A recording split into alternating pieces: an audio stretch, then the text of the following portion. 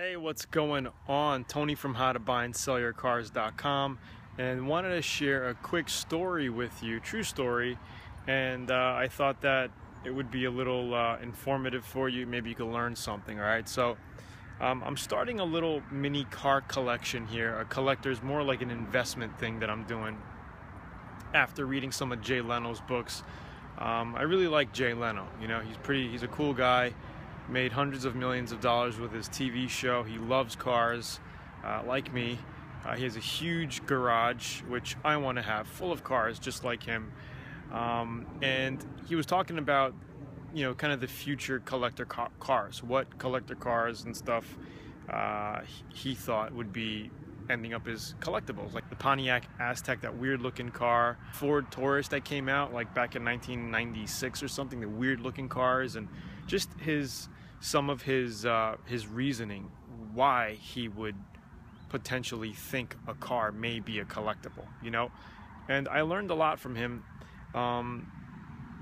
So I think the original Mazdas, some of the RX-7s, especially the first gen and third gen because it was so awesome looking, the Toyota Supra, the Mazda Miata, all right, and a few others. I'm not going to share all of them with you right now, but I'm in the market. I'm looking for another Mazda Miata. I must have bought and sold 20 to 25 of them so far in my little career here, and I used to get them crazy, you know, 400, 500 bucks at the auction, sometimes 300. Of course, the back probably was hit a little. I had to replace a quarter panel on one.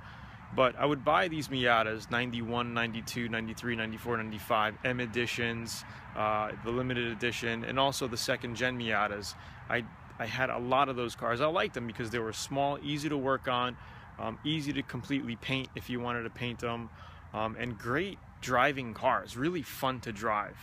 And I think they were made really well. Anyway, I am in the market again looking for a first gen Mazda Miata. So I'm on eBay right now scouting it out. I'm in the local Craigslist scouting it out. I found a couple, and I actually went to go look at one yesterday, right? The guy was asking 3,700 bucks for it, and I had a bottom number that I wanted to pay. They're usually going for about, I guess, 3 to 6, 7. So I've seen them as 12 grand, you know, the original Miatas. I see them that high right now in 2015 on eBay. Some of them are going for like 12 grand.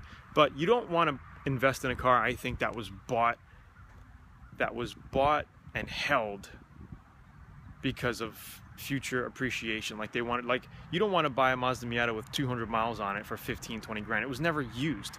Fuel lines rot, oil lines rot. I mean, the car goes bad. If you don't use a car, the car will go bad, right? So anyway, I go look at this car. It's a 91, 92,000 miles on it. Pretty good condition. It had the back glass on it, convertible top, really good condition. The guy was asking 3,700. I went to go look at it. So the guy's an hour away from me, right?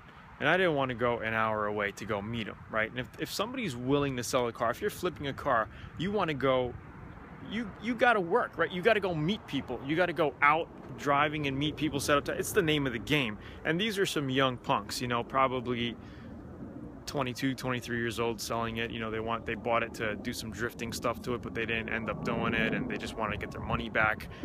Anyway, I went there with $3,200 cash. I said, hey, meet me. You know, I'm willing to drive a half hour to meet this, to go and look at this car. You know, what is your bottom line best price? He keeps saying he's asking 3,700. In his paper, it said 3,700 or best offer, right? So he wouldn't tell me his best offer, right?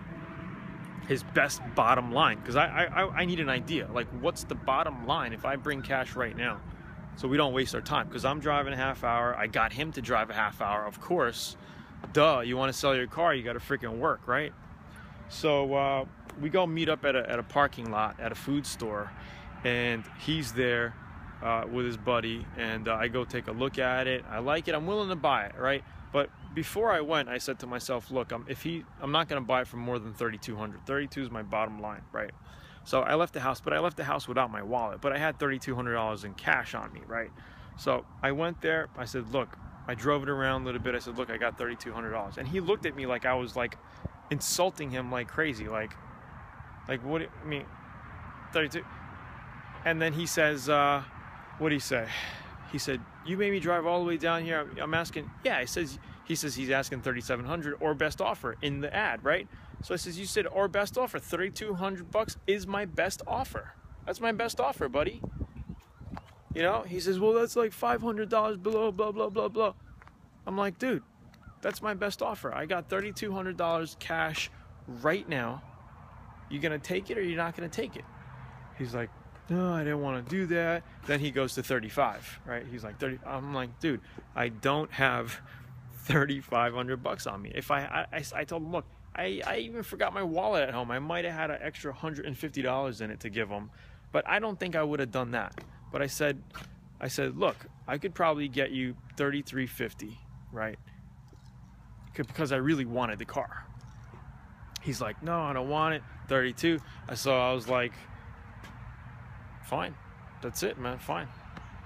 Cheers, that's it. And I walked away. So sometimes you'll get an experience like that, you know, if you're doing this, if you're buying and selling cars for profit. And I just wanted to share that with you. It's normal, you know, you're gonna go out, you may waste a half hour, but the key is to stick to your bottom line, okay? And I personally don't think that was a lowball offer, you know. 500 below what, I mean, best offer, right? 3,700 or best offer. I wasn't offering them like $2,000 or anything. That would have been a low ball offer. 2,500. That's like, what the fuck are you wasting my time for?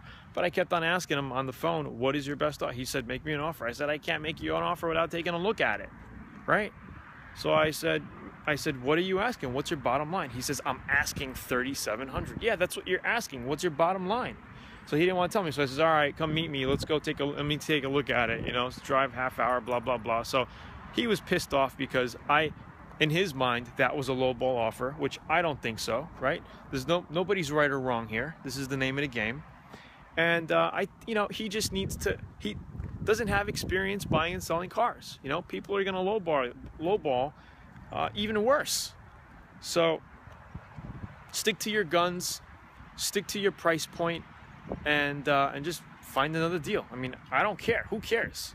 I wanted it, but I didn't get it. So who cares? Another one will pop up, and a better one will pop up. You know, I mean, it was in okay condition. Had a little hail damage on the trunk. No big deal. I could have painted that. But that's bottom line. You know, who cares? And the cool thing was, I didn't just go there to look at the car. I had to go shopping anyway. So after that, I went shopping. It was an Asian mart. I had to get a bunch of Asian food stuff. I went shopping and went home. So I didn't even really waste my time because I had to go shopping. So plan out your viewings and your sellings like that. If you're going to sell a car, you're meeting somebody and for some reason they don't show. But you want to make sure that they do show. And I cover all of this in the F1 course on how to make sure people are going to come and meet you and not waste your time and all of that. But this is a pretty long rant. Tony from howtobuyandsellercars.com. I hope you liked it. Let me know. You know, type in whatever your thoughts down there. If you're a hater, screw yourself. Cheers.